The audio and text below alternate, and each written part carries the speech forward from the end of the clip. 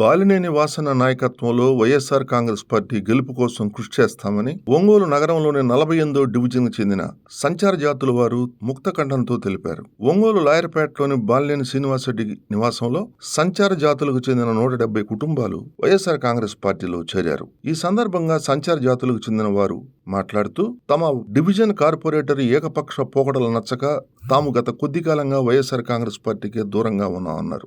ఇప్పుడు కార్పొరేటర్ తెలుగుదేశం పార్టీలో చేరటంతో తాము మళ్లీ వైఎస్ఆర్ కాంగ్రెస్ పార్టీలోకి వచ్చామన్నారు. తామందరం కలిసికట్టుగా వాసనను 30,000 మెజార్టీతో గెలిపించడమే లక్ష్యంగా పనిచేస్తామని చెప్పారు. ఈ కార్యక్రమంలో బాకా శివారెడ్డి, బాకా రమేష్ రెడ్డి, కావిటి రవికుమార్, ఎర్జల్ల రమేష్, మున్నంగి రవీందర్ రెడ్డి, కొండా శ్రీనివాసరెడ్డి, మేడగం కృష్ణారెడ్డి, పెదాల రమేష్ తదితరులు పాల్గొన్నారు.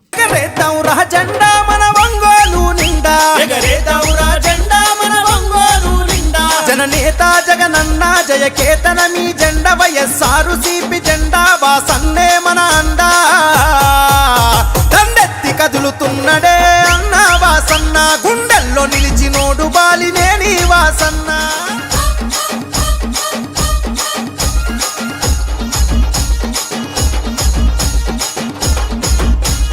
ఎమ్మెల్యేగా మంత్రిగా సేవలనే చేసిండు, అభివృద్ధి పదవులోన పల్లెల నడిపిండు, అభివృద్ధి పదవులోన పల్లెల నడిపిండు. అన్నాని అంతదాలు ఆదరించినాడు, అన్ని తానయ్యి ప్రేమెంత పంచినాడు, అన్ని తానయ్యి ప్రేమెంత పంచినాడు. ప్రకాశము జిల్లాలో పేరుగల్ల నేత మన ఒంగోలు నాయకుడై మార్చను తలరాత పాటిస్తే దప్పబోడురా అన్న వాసన్న మరి మనమదిప్పనోడు బాలినేని వాసన్న.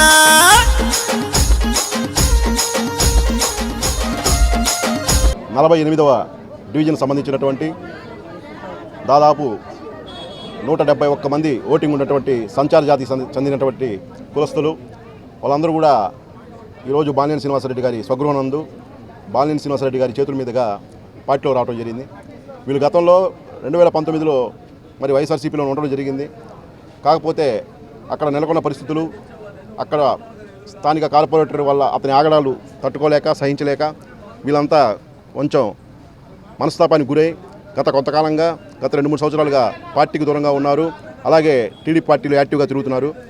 మరి ఏదైతే రాత్రి ఓల్డ్ స్క్రాబ్ ఏదైతే వెళ్ళిపోయిందో ఆ స్క్రాబ్ వెళ్ళిపోయిన తర్వాత మరి ఆ డివిజన్ సంబంధించినటువంటి వీళ్ళందరూ కూడా మాకు పట్టిన పీడ శని విరగడైపోయింది, అందుకని మేము మళ్ళీ మా సొంత గుటికి వెళ్తున్నామని చెప్పి ఆనందంతో సంతోషంతో రాత్రి బాకా బ్రదర్స్ అయినటువంటి బాకా శివారెడ్డి, రమేష్ రెడ్డి గారికి తెలియజేయడంతో మరి వారి మిత్రబృందం రమేష్, రవీంద్రారెడ్డి వీళ్ళందరూ కలిసి వీళ్ళ ఎవరైతే ఉన్నారో ఈ సంచార జాతికి సంబంధించినటువంటి వీళ్ళందరినీ కూడా దాదాపుగా ఈ రోజున 70-80 మందిని వాసన ఇంట్లో పార్టీలో చేర్చడం జరిగింది. మరి వీళ్ళందరూ కూడా పార్టీలో చేరిన వాళ్ళందరూ కూడా పార్టీ కష్టపడి వాసన కోసం గెలుపుకి దోహదపడాలని, వాసనకు 30,000 మెజార్టీ తీసుకురావడానికి ప్రతి డివిజన్లో కూడా ప్రతి కార్యకర్త కూడా ముందుకు రావాలని కూడా తెలియజేస్తూ సెలవు తీసుకుంటారు. కార్పొరేటర్లు ఎవరైతే వాళ్ళకి సహాయం చేయకుండా పార్టీ వాళ్ళని అనవదొక్కారో వాళ్ళు విడిగా ఉండి పార్టీకి పనిచేయకుండా టీడీపీకి సపోర్ట్గా ఉంటున్నారు.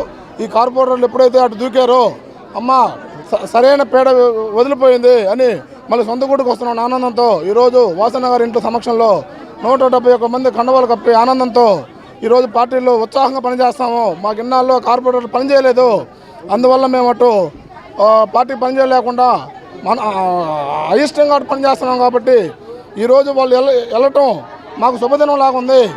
ఈరోజు మా పార్టీలో మా సొంత గుడికి వస్తున్నట్టు ఆనందంతో ఉప్పులు తప్పులుగా వచ్చి వాసన సమక్షంలో మేము సైతం పార్టీకి పనిచేస్తామంటూ వాళ్ళకై వాళ్ళే వచ్చి ఈరోజు వాసన సమక్షంలో చేరడం జరిగింది. మా పార్టీలో ఇంతవరకు మాకు న్యాయం జరగలేదు. ఈ కార్పొరేటర్ల వల్ల ఎవరైతే వెళ్ళిపోయారో మాకు అడ్డు లేదు, మాకు వాసనే దేవుడు, జగనన్నే దేవుడు అని ఈరోజు ఉప్పలు తప్పులుగా వచ్చి వాసన సమక్షంలో చేరడం జరిగింది. ఈ దినం శుభదినం, ఈ మంచి దినం. రాబోయే రోజుల్లో వీళ్ళందరికీ వాసన తోడైనట్టుగా ఉండి అన్నదండలు ఉండి వీళ్ళకి అన్ని విషయాల్లో తోడుంటాడని మాట ఇచ్చినాడు. ఈరోజు ఆ విధంగా జరుగుతుందని మేము సమాముఖంగా అందరికీ తెలియజేస్తున్నాం.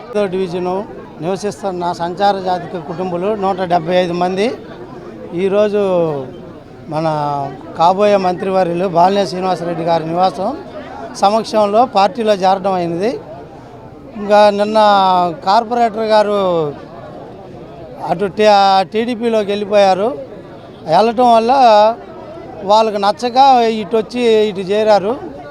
ఇది శుభపరిణామంగా అనుకుంటున్నాం.